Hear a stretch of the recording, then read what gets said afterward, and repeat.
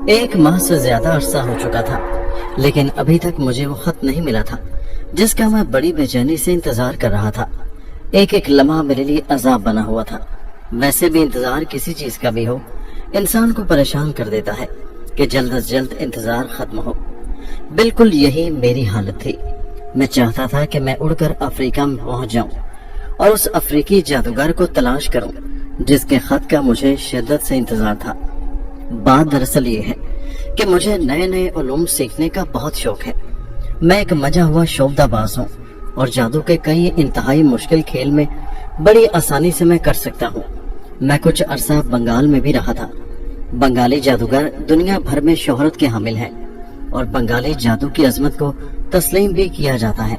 आदमी को गायब कर देना, आदमी को कोई जानवर बना देना तो मेरे बाएं हाथ का कमाल है। हाँ, तो मैं आपको खत के बारे में बता रहा था। पहले मैं आपको तफसील से बताता हूँ ताकि आप पूरी बात समझ जाएं। एक दिन मैं पुराने रिसालों के स्टॉल पर पुरानी किताबें खरीद रहा था कि मुझे एक पुराना सा अंग्रेजी रसाला मिला। मैंने रिसाले को उलट पलट कर देखा कि देखो इसमें कोई काम की बात नजर आ जाए तो खरीद लूं। अचानक एक जगह मेरी निगाहें रुक गईं। ये एक अफ्रीकी जादूगर का चैलेंज था। उस जादूगर ने दावा किया था कि उसके पास एक ऐसा जादुई मंत्र है जिसे पढ़कर अगर किसी हड्डी पर फूंक मार दें तो हड्डी जिंदा सलामत हालत में आ जाएगी, यानी जिस जानवर की वो हड्डी होगी वो दोबारा जिंदा हो जाएगा। ये दावा वाकई बड़ा खौफनाक और अजीबोगरीब दावा था, लेकिन ये बात तब तस्लीम की जाती जब मैं अपनी आंखों से ये सब कुछ देख सकता। अगरचे ये दावा कुफ्र के जुमरे में आता है, लेकिन जादू नगरी में तो ये सब कुछ जायज था। नीचे अफ्रीकी जादूगर का पता भी लिखा हुआ था। अफ्रीकी जादूगर ने उस जादू मंत्र को सिखाने की बहुत बड़ी फीस यानी कीमत रख दी थी। मैंने वो रिसाला खरीद लिया और घर आकर दोबारा बगौर उसका मुतालिया किया। फिर मैंने मतलूबा फीस से दुगनी फीस अफ्रीकी जादूगर को भेज दी। अब मुझे अपने जवाबी खत का इंतजार था। एक दिन दोपहर का वक्त था। मैंने दोपहर का खाना खाया और सोने के लिए अपने कमरे में चला गया। अचानक घंटी चीख उठी। पहले मैंने ख्याल किया कि मेरा बूढ़ा मुलाजिम खुद ही दरवाजे पर पहुंच जाएगा। फिर मुझे ख्याल आया कि वो तो नमाजी आदमी है, हो सकता है कि जोहर की नमाज पढ़ रहा हो। मैं जल्दी से दरवाजे पर पहुंचा। जैसे ही मैंने दरवाजा खोला मेरी नजर डाकिये पर पड़ी। डाकिये ने एक रजिस्ट्री मेरी तरफ बढ़ाई और एक रसीद पर दस्तखत करवाए और खामोशी से चला गया। ये अफ्रीकी जादूगर ने रजिस्ट्री इरसाल की थी। मैं अपने कमरे की तरफ बढ़ गया। मैं बड़ा खुश था, जैसे मुझे कारून का खजाना मिल गया हो। मैंने कमरे में पहुंचकर दरवाजा बंद किया और रजिस्ट्री खोलने लगा। अंदर से एक छोटा सा किताबचा मिला जो अंग्रेजी में था। मैंने अंग्रेजी इबारत को पढ़ने की कोशिश की। थोड़ी सी मेहनत से मैंने सारा किताबचा समझ लिया था। जादूगर ने मंत्र बड़े साफ लफ्जों में लिखा था और उसकी सही तलफ्फुज की अदायगी के लिए भी मजीद इशारे दिए थे। मंत्र पढ़ने के दौरान जो हिदायत दी गई थी वो कुछ यूं थी कि ये मंत्र 40 दिन के चिल्ले की सूरत में होगा। मंत्र आधी रात को कब्रिस्तान में जाकर किसी पुरानी कब्र में लेटकर पढ़ना होगा। मंत्र के आखिरी 5 दिनों में 5 इंसानों को एक एक करके कत्ल करना होगा। हर रोज एक आदमी के खून का प्याला मंत्र पढ़ने के बाद पीना होगा।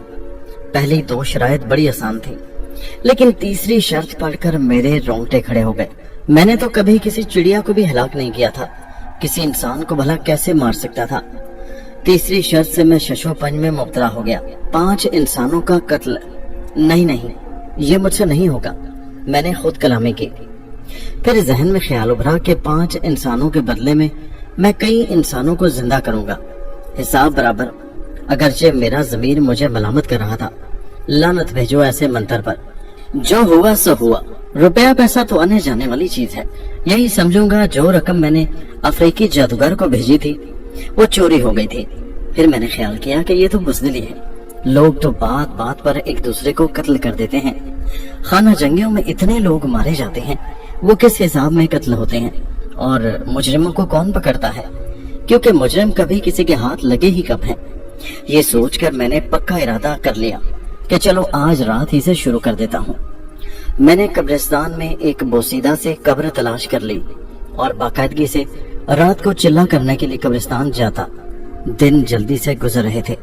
मैं दिन को सोया रहता اور رات کو اپنے منصوبے پر کام کرنے لگتا۔ وہ وقت آن پہنچا تھا جب مجھے انسانی خون کی ضرورت پیش آنی تھی۔ میں جلدی ہی بیدار ہو گیا تھا۔ میں تیار ہو کر گھر سے باہر نکل گیا۔ آج رات میں نے پہلے انسان کو قتل کرنا تھا۔ میں چاہتا تھا کہ میں ایسے انسانوں کا قتل کروں کہ سانپ بھی مر جائے اور لاٹھی بھی نہ ٹوٹے۔ تھوڑی سی کوشش سے مجھے میرا مطلوبہ آدمی مل گیا تھا۔ یہ اسکول کا ایک بوڑھا چوکیدار تھا۔ آج کل موسم گرما کی چھٹیاں تھی۔ بوڑھا چوکیدار اسکول میں سوتا تھا۔ اب میں رات کے انتظار میں تھا۔ آہستہ آہستہ بازار انسانوں سے خالی ہونے لگے تھے۔ میں پوری تیاری کے ساتھ اسکول میں داخل ہو گیا۔ بوڑھا چوکیدار دنیا و مافیہ سے بے خبر سو رہا تھا۔ میں نے پھرتی سے چوکیدار کی گردن کو قابو میں کیا۔ چوکیدار اٹھ گیا لیکن اس کے منہ سے آواز تک نہیں نکل رہی تھی۔ یکدم مجھے بوڑھے چوکیدار کا زمانہ یاد آ گیا۔ جب میں اسکول میں پڑھنے کے لیے آتا تھا تو یہ چوکیدار بڑے خلوص سے میرے ساتھ ہاتھ ملاتا تھا اور کئی دفعہ تو یہ مجھے ٹافیاں بھی کھانے کو دیتا تھا۔ یہ سب کچھ ہونے کے باوجود میں جذبات سے بیگانہ ہو چکا تھا۔ میں نے جھٹکے سے بوڑھے چوکیدار کی گردن کا منکا الگ کر دیا اور تیز خنجر گردن پر پھیر دیا۔ گرم خون کا فوارہ ابل پڑا تھا۔ میں اپنے ساتھ ایک چھوٹا سا تھرماس لے کر آیا تھا۔ میں نے خون تھرماس میں انڈیلا اور ڈھکن بند کر دیا۔ تھرماس میں خون گرم رہنا تھا ورنہ خون جم جاتا، کیونکہ خون مجھے پینا تھا۔ میں جلدی جلدی قبرستان پہنچا اور اپنا منتر ختم کیا۔ خون کا پیالہ منہ سے لگایا تو میرے جسم پر جھرجھری سی آ گئی۔ میں نے آنکھیں بند کی اور پیالہ خالی کر دیا۔ میں نے پیالہ قبر میں رکھا اور گھر واپس آ گیا۔ سارا دن میں اپنے کمرے میں پڑا رہا۔ آپ سوچ رہے ہوں گے کہ میرے ماں باپ مجھے ایسے کاموں سے نہیں روکتے تھے۔ اس کا جواب میں یہ کہوں گا کہ کافی عرصے سے میرے والدین امریکہ میں رہتے تھے۔ میں اپنے بہن بھائیوں میں بڑا ہوں۔ میں ہر سال اپنے وطن واپس آ جاتا ہوں، جبکہ میرے دوسرے بھائی بہن ہاسٹلوں میں رہتے ہیں اور میں تنہا اپنے آبائی شہر میں رہتا ہوں۔ سچ پوچھئے تو یہ بے راہ روی والدین کی لاپرواہی کی وجہ سے ہے۔ انہوں نے اونچی سوسائٹی میں اپنے لیے مقام پیدا کر لیا تھا۔ وہ امریکہ کی آزاد زندگی کو پسند کرتے تھے۔ وہ چاہتے تھے کہ ان کے بچے اپنی پسند کی زندگی گزاریں، اس لیے جسے میں اچھا سمجھتا تھا وہ کام کر لیتا تھا۔ روپے پیسے کی میرے پاس کوئی کمی نہ تھی۔ میرے ساتھ میرا بوڑھا ملازم رہتا تھا جو گھر کے سب کام خود ہی کرتا تھا۔ میں ہر طرح سے گویا آزاد تھا۔ میں شام سے کچھ وقت پہلے ہی جاگ جاتا تھا۔ انسانی خون پینے کی وجہ سے مجھے یوں محسوس ہوا جیسے مجھ میں کوئی اندیکھی طاقت پیدا ہو گئی ہے۔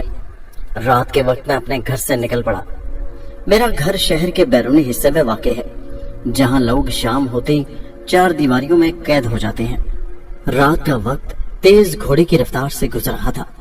آج مجھے کوئی آدمی قتل کے لیے نہیں مل رہا تھا۔ میں پریشان ہو گیا۔ میں شہر کے بیرونی گندے نالے کے قریب سے گزر رہا تھا۔ بدبو سے میرا برا حال ہو رہا تھا۔ میرا خیال تھا کہ گندے نالے کے ساتھ بنے ہوئے راستے پر سے لوگ رات گئے تک گزرتے رہتے ہیں، یہاں سے اپنے لیے کوئی شکار تلاش کر لوں گا۔ لیکن آج قسمت کی دیوی مہربان نہیں دکھائی دیتی تھی۔ مجھے یاد آیا کہ میں آج اپنے ساتھ ٹارچ بھی نہیں لایا تھا۔ اتنے میں مجھے اپنے پیچھے سے گھنٹے کی ٹن ٹن کی آواز سنائی دی۔ میرے شیطانی ذہن میں خوشی کی لہر دوڑ گئی۔ یہ بیچارہ کوئی سائیکل والا تھا۔ میں نے سائیکل والے کو آواز دی جو میرے قریب سے گزر کر آگے بڑھ رہا تھا۔ سائیکل سوار میری آواز سن کر رک گیا۔ مجھے ایک ترکیب سوجھی۔ میں نے سائیکل سوار سے کہا، بھائی صاحب، مجھے سیٹھ کبیر کے بیٹے سے ملنا ہے، آپ کو ان کے گھر کا پتہ معلوم ہے؟ سائیکل سوار نے کہا، کیوں نہیں، بھلا سیٹھ کبیر کو کون نہیں جانتا؟ وہی سیٹھ کبیر نا جو بیوی بچوں کے ساتھ امریکہ میں رہتا ہے۔ سائیکل سوار نے اپنی معلومات بیان کی تو یہ دیکھ کر میں ڈر گیا کہ یہ کہیں مجھے پہچان نہ لے۔ میں نے سیٹھ کبیر اپنے والد کا نام بتایا تھا۔ میں نے آواز بدل کر کہا، جی مجھے ان کے گھر ہی جانا ہے۔ سائیکل سوار نے کہا، چلیے میں بھی آپ کے ساتھ پیدل چلتا ہوں۔ میں شہر میں سائیکل پر آم فروخت کرتا ہوں۔ میری سائیکل کے پیچھے ٹوکرا بندھا ہوا ہے، ورنہ میں آپ کو اپنی سائیکل پر بٹھا لیتا۔ ویسے بھی اندھیری رات ہے، سائیکل پر آگے بٹھا کر ذرا مشکل ہو جاتی ہے۔ سائیکل والا باتونی قسم کا آدمی تھا، لیکن مجھے اس کی باتوں سے کیا غرض تھی۔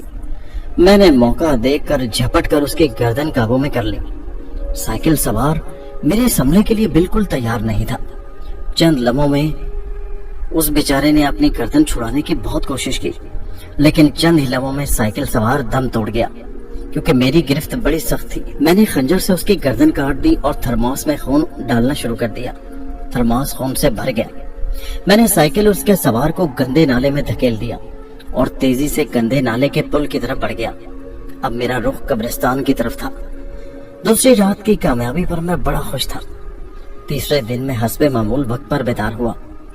जब मैंने कमरे के बाहर झांका तो क्या देखता हूँ कि बाहर बारिश हो रही थी। ये देखकर मैं घबरा गया, क्योंकि बारिश में किसी आदमी का मिलना बड़ा मुश्किल मरहला था। और वाकई जब मैं घर से निकला तो हर तरफ मायूस फिरने लगा। मैंने अपने बरसाती कोट पहन रखा था। आज मैं गंदे से नाले की तरफ नहीं जा सकता था, क्योंकि आज वहां खतरा हो सकता था। अचानक मेरे शैतानी जहन ने काम किया। मुझे याद आया कि कब्रिस्तान का गोरकन अकेला ही झोंपड़े में रहता है। मैं तेजी से कब्रिस्तान की तरफ चल पड़ा। मैं गोरकन के झोंपड़े में दाखिल हुआ तो देखा कि वो दुनिया जहान से बेखबर लेटा हुआ था। मैं ये सोचने लगा कि ये गोरकन भी क्या याद करेगा। सारी उम्र दूसरों की कब्रें खोदता रहा, आज कोई इसकी भी कब्र खोदेगा। मैंने गोरकन की गर्दन पर खंजर चला दिया। गोरकन की गर्दन की शारक कट चुकी थी। मैंने थर्मोस में खून डाला और जब उठने लगा तो बिजली चमकी। ये आसमानी बिजली की रोशनी में गोरकन का बहता हुआ खून मुझे बड़ा अच्छा लगा। मैंने गोरकन की गर्दन पर होंठ रख दिया और खून चूसने लगा। खून पीकर जब मैं उठा तो मेरे चेहरे पर अजीब सी मुस्कुराहट थी। बारिश अपने जोरों पर थी, लेकिन मेरे चेहरे पर पसीने के कतरे नमदार हो रहे थे। यह सब कुछ इंसानी खून की हरारत की वजह से था। गोरकन का खून पीने से मुझे बड़ा लुत्फ महसूस हुआ। ये मेरी जिंदगी में पहला मौका था कि मैंने इंसान का खून उसके जिस्म से चूस कर पिया था। अब मेरी खुद ब खुद वक्त पर उठने की आदत बन चुकी थी। चौथी रात मैं तैयार होकर घर से निकला तो बूढ़े मुलाजिम ने मुझे आवाज दी, बेटे जरा जल्दी घर आ जाया करो, मैं सारी रात तुम्हारा इंतजार करता रहता हूँ। जब तक आप वापस नहीं आ जाते मुझे नींद नहीं आती। ये मेरा बूढ़ा मुलाजिम था और मैं एक लम्हे के लिए चौंक गया। बूढ़े मुलाजिम को देखकर मेरी शैतानी रग फड़क उठी। एक मेरे घर में खतरा मौजूद था, दूसरा ये बूढ़ा मेरे घर से गायब रहने का जीता जागता सबूत था। मुझे अपना शिकार मिल गया था। मुझे आज की रात घर से कहीं और जाने की जरूरत न थी। मैं सोचने लगा कि अगर ये वापसी पर मुझे देखता है फिर तो बहुत बुरा हुआ। बूढ़े मुलाजिम की आवाज ने मुझे खतरे की घंटी से आगाह कर दिया। मैं वापस मुड़ गया और बूढ़े मुलाजिम से कहा, बाबा जी लीजिए, आज मैं आपके कहने पर वापस आ गया हूँ। अब तो आप खुश है ना? मैंने मकरू अंदाज में हंसते हुए कहा। मैं अपने उस मुलाजिम को कुर्बान करना चाहता था जिसके हाथों में जवान हुआ था, लेकिन मुझ पर तो कत्ल का जुनून सवार था। मैंने बूढ़े मुलाजिम से कहा, चलिए आज आपकी बातचीत सुनते हैं। बूढ़ा मुलाजिम खुश हो गया। मैं उसके साथ उसके क्वार्टर तक गया। क्वार्टर में दाखिल होते ही मैं बूढ़े मुलाजिम के गर्दन का मनका तोड़ दिया। बूढ़ा मुलाजिम इसके लिए सोच भी नहीं सकता था। वो बेचारा आवाज भी ना निकाल सका। मैंने बूढ़े मुलाजिम की इशारा काट दी। मेरे जहन पर तो शैतान सवार था। मैं जल्दी से थर्मोस में खून डालने लगा और कमरे का सामान इधर उधर बिखेर दिया और फिर जल्दी से घर से बाहर चला गया। मैं जब कब्रिस्तान पहुंचा तो कब्र में पानी जमा हो चुका था। मैंने प्याला तलाश किया। पहले तो उसकी मदद से कब्र से पानी निकाला, फिर गीली कब्र में लेट गया और अपने काम से फारिग होकर अपने घर को वापस चल पड़ा। मैंने अपने कमरे में पहुंचकर वीसीआर सेट ऑन किया और उसमें वीडियो फिल्म लगा दी। 5-6 वीडियो कैसेट्स फॉरवर्ड करके टीवी के इर्द गिर्द रख दी। टीवी के वॉल्यूम की आवाज इतनी ऊंची कर दी कि कमरे से बाहर आवाज कानों तक न पहुंच सके। फिर मैं वीसीआर के सामने पड़े सोफे पर दराज हो गया। जल्द ही मुझे नींद आ गई। मैं सोया हुआ था कि मुझे यूं लगा जैसे कोई मुझे झंझोड़ रहा हो। मैं आंखें मलते हुए उठ बैठा। मेरे सामने पुलिस इंस्पेक्टर खड़ा था। उसके साथ 2-3 आदमी और कुछ सिपाही खड़े थे। पुलिस इंस्पेक्टर को देखकर रात की सारी फिल्म मेरी आंखों के सामने घूमने लगी। मैंने बनावटी हैरत चेहरे पर लाकर कहा, इंस्पेक्टर साहब खैरियत तो है? आप यहाँ? इंस्पेक्टर ने कहा, सेठ साहब माजर चाहता हूँ। बात दरअसल ये है कि इंस्पेक्टर ने जानबूझकर फिक्रा अधूरा छोड़ दिया। मैंने अनजान बनकर पूछा, जी फरमाइए इंस्पेक्टर साहब, आपने बात अधूरी क्यों छोड़ दी? इंस्पेक्टर ने जवाब दिया कि आपका बूढ़ा मुलाजिम रात को कत्ल हो गया था। मैंने हैरत का इजहार किया, क्या ये आप क्या कह रहे हैं? लेकिन ये सब कैसे हुआ? मैंने अदाकारी करते हुए कहा, मैंने कहा मैं कातिल को जिंदा नहीं छोड़ूंगा। मेरा बूढ़ा मुलाजिम तो मेरे बाप की जगह था। मैं झूठ मूठ रोने लगा। इंस्पेक्टर ने कहा, देखिए सेठ साहब, आप सब्र कीजिए, कातिल को वाकई मौत की सजा होगी। 4-5 दिन से आपके इर्द गिर्द के इलाके से कत्ल की वारदातें हो रही हैं। पुलिस ने ड्यूटी सख्त कर दी है। मुजरिम ज्यादा देर तक बच नहीं सकते। पुलिस इंस्पेक्टर खामोश हो गया और फिर खुद ही कहने लगा, हैरत की बात यह है कि आपके दरवाजे की चरखनी खुली हुई थी। अगर किसी ने बूढ़े मुलाजिम को कत्ल करना था तो किस वजह से? वो वजह मैं अभी तक तो समझ नहीं सका। अगर कातिल चोरी की नीयत से आया था तो फिर वो खुला दरवाजा देखकर बहुत कुछ चोरी कर सकता था। मैंने महसूस किया कि इंस्पेक्टर की बात दुरुस्त थी। जल्दी में मैं दरवाजा बंद न कर सका। मुझे अपने आप पर गुस्सा बहुत आया। सारा मामला उलट हो गया था। मैंने कहा, दरअसल मैं और मेरा बूढ़ा मुलाजिम इकट्ठे ही वीसीआर पर फिल्म देख रहे थे। हो सकता है कि मैं सो गया तो बाबा जी ने मुझे जगाना मुनासिब न समझा और खुद ही दरवाजा बाहर से बंद कर गए हों और हवा की मदद से दरवाजा खुल गया हो। मैंने जानबूझकर बाबा जी का लफ्ज इस्तेमाल किया था। इंस्पेक्टर ने कहा, आपकी बात दुरुस्त, लेकिन मसला यह है कि कातिल जायदाद, रुपए, पैसे के लिए कत्ल करता है या दुश्मनी की बिना पर। अगर आपका कोई जानी दुश्मन होता तो उसे बूढ़े मुलाजिम को कत्ल करने की क्या जरूरत थी? मेरा मतलब है कि इंस्पेक्टर खामोश हो गया। मैंने तंग आकर कहा, इसका मतलब ये हुआ इंस्पेक्टर साहब कि मैंने अपने बूढ़े मुलाजिम को खुद कत्ल किया है। इंस्पेक्टर ने कहा, ओहो सेठ साहब, आप तो बुरा मान गए। ये तो एक किस्म की तशवीश थी। खुदा न करे कि आपको अपने बूढ़े मुलाजिम को कत्ल करने की जरूरत पेश आए। मैं माजरत चाहता हूँ अगर मैंने आपका दिल दुखाया है तो। पुलिस इंस्पेक्टर वाकई परेशान हो गया था। मुझे रह रहकर अपनी कोताही पर गुस्सा आ रहा था। मैं सोचने लगा, किसी ने सच कहा है। मुजरिम कितना भी अक्लमंद बनने की कोशिश करे, कोई ना कोई खामी जरूर छोड़ जाता है। और मैं तो इतना अधिक कातिल भी न था। मुझे अपने चिल्ले के लिए आदमी कत्ल करना पड़ते थे। मैं कोई पेशावर कातिल थोड़ा था। मुझे परेशान देखकर इंस्पेक्टर ने कहा, सेठ साहब जरा थाने तक चलिए, आपका जरूरी बयान लेना है और फिर आप अपने बूढ़े मुलाजिम की लाश वापस ले लीजिएगा। आपसे पूछे बगैर लाश थाने पहुंचा दी गई थी पोस्टमार्टम के लिए। मैं खामोशी से इंस्पेक्टर के साथ चल पड़ा। मैं सोचने लगा कि पुलिस को किस आदमी ने खबर दी थी। क्या मुझे किसी ने देख तो नहीं लिया था? अब तो मैं मजीद परेशान हो गया जब इंस्पेक्टर ने रास्ते में मुझे तफसील से बताया कि सुबह दूध वाला दूध देने आया तो उसने बहुत कोशिश की, दरवाजा खटखटाया कि आपका बूढ़ा मुलाजिम दूध लेने के लिए आ जाए, लेकिन वो जब ना आया तो उसने दरवाजा फांदा और अंदर दाखिल हो गया। वो शायद घर में आता जाता था। जब वो बूढ़े मुलाजिम के कमरे में दाखिल हुआ तो फर्श पर बिखरा हुआ खून देखकर उसके होश उड़ गए। उसने दरवाजा खोला और लोगों को खबरदार कर दिया। आनन फानन पुलिस को खबर पहुंच गई। बाकी आपको मालूम हो चुका है। अब मेरे सारे हालात को मुकम्मल समझ चुका था। थाने में थोड़ी सी पूछगिछ के बाद बूढ़े मुलाजिम की लाश वापस कर दी गई। शाम तक मैंने बूढ़े मुलाजिम को दफना दिया। बूढ़े मुलाजिम की तजहीज़ तकफीन में सारा दिन गारत हो गया और मैं दिन भर अच्छी तरह सो भी नहीं सका था। आज रात मेरा घर से निकलना खतरे से खाली न था, लेकिन आज मेरी ख्वाहिश की तकमील का दिन था। मुझे हर सूरत एक आदमी को कत्ल करना था। इसके बगैर मेरी पूरी मेहनत का जाया हो जाना था। मैं तैयार होकर अपने वक्त पर घर से निकला। मैं बड़ा मोहतात था। मैं हर खतरे से मुकाबला करने के लिए तैयार था। मैं जैसे ही गली से गुजरा मुझे अपने पीछे आवाज सुनाई दी, जागते रहना भाइयों, जागते रहना। ये एक पठान पहरेदार था। मैं सोचने लगा, आज इसका मुकद्दर सो जाएगा। मैंने प्रोग्राम बनाया और साए में छुप गया और पठान पहरेदार का इंतजार करने लगा। थोड़ी देर बाद पठान मेरे करीब से गुजरा। उसकी टार्च की रोशनी जमीन के सीने पर फैल रही थी।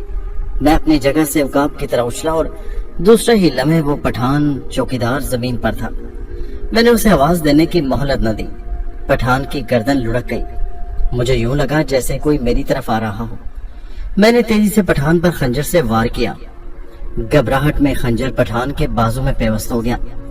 मैंने जल्दी से थर्मास में खून डाला और तेजी से कब्रिस्तान की तरफ भाग गया। कुछ देर मुझे अपने पीछे कदमों की चाप सुनाई दी, फिर आहिस्ता आहिस्ता कदमों की आवाज खामोश हो गई। जब मुझे यकीन हो गया कि मेरा ताकुब करने वाले पीछे रह गए हैं तो मैं कब्रिस्तान में दाखिल हो गया।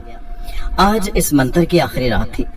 आज मैं जादू की अनोखी दुनिया में अपनी एक अलग शख्सियत का मालिक बन जाना था। मैंने मंतर खत्म किया और फिर खून का प्याला पिया और दोबारा कब्र में लेट गया। मुझे यकीन था कि आज मेरा चिल्ला कामयाब हो जाएगा। अचानक मुझे यूं महसूस हुआ जैसे कब्र ऊपर से बंद हो रही है।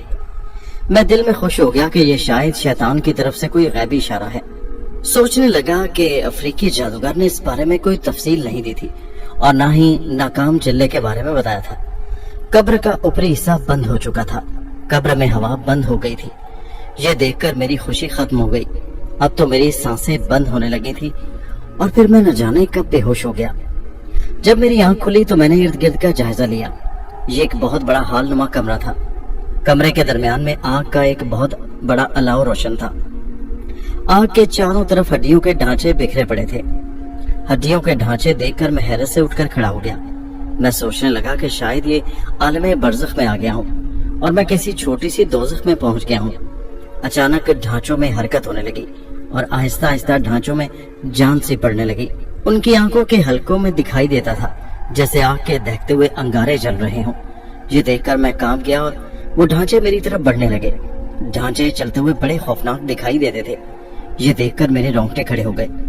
अचानक ढांचे मुझसे कुछ फासले पर रुक गए और एक दूसरे की तरफ देखने लगे। उनमें से कहने लगा, अच्छा तो ये है वो बदबख्त जिसने अपनी लापरवाही से बना बनाया खेल बिगाड़ लिया। इसे ये भी मालूम ना हो सका कि शैतान जिंदा इंसान के खून का नजराना नहीं मांगता बल्कि मुर्दा इंसान का खून पीने के लिए कहता है। मैं हैरत से बुत बना ये सब कुछ सुन रहा था। ढांचा कह रहा था, काश ये इंसान 5वां कत्ल बड़े तहम्मुल से करता तो ये भी शैतान का खास चेला बन जाता, मगर इस कमबख्त ने जल्दी में सारा काम बिगाड़ लिया। चलो हमें क्या, 5वां कत्ल तो शैतान को खुश करने के लिए जरूरी था।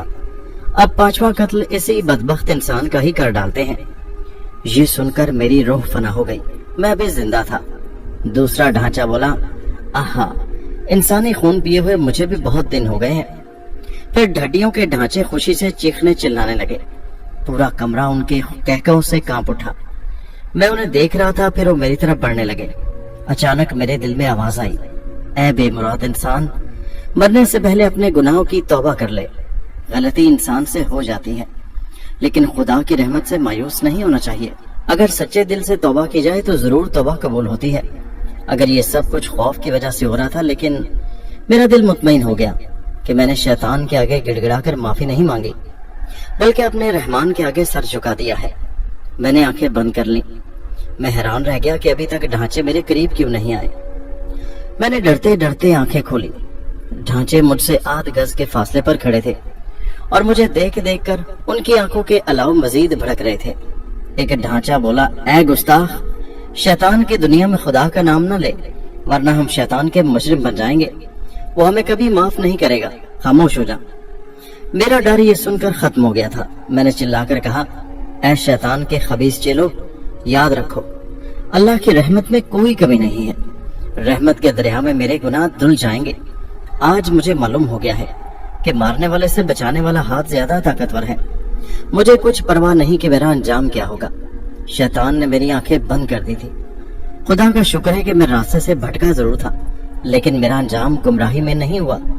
अल्लाह की दी हुई ईमान की ताकत मेरे दिल से नहीं गई। ढांचों की आवाजों से शोले बुलंद होने लगे। वो एक कदम बढ़ते, फिर रुक जाते, फिर वो आपस में सरगोशियां करने लगते। मैंने अंदाजा लगाया वो बार बार किसी चीज का नाम ले रहे थे। अचानक मेरे जहन में लोहे की आवाज आ गई। जेब में लोहे का खंजर था। मेरे मुंह से बेसाख्ता निकल गया, सुभान तेरी कुदरत मेरे मौला। मैंने जल्दी से पैंट की जेब से खंजर निकाला और उसे पकड़कर बुलंद किया। आग की रोशनी में खंजर चमकने लगा। देखते ही देखते वो हड्डियों के ढांचे गायब हो गए।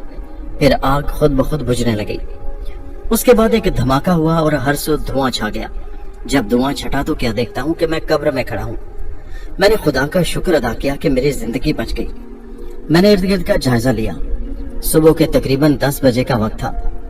कब्रिस्तान में कुछ लोग घूम रहे थे। मैंने ख्याल किया कि शायद ये लोग कोई जनाजा दफनाने आए हों। मैंने कब्र से बाहर कदम रखा तो एक शख्स की नजर मुझ पर पड़ गई।